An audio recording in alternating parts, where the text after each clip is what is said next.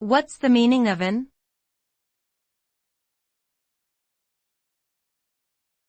N.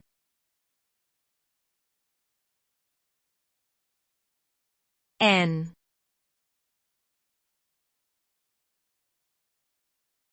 N.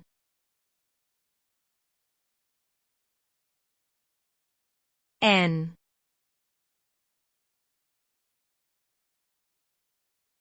N.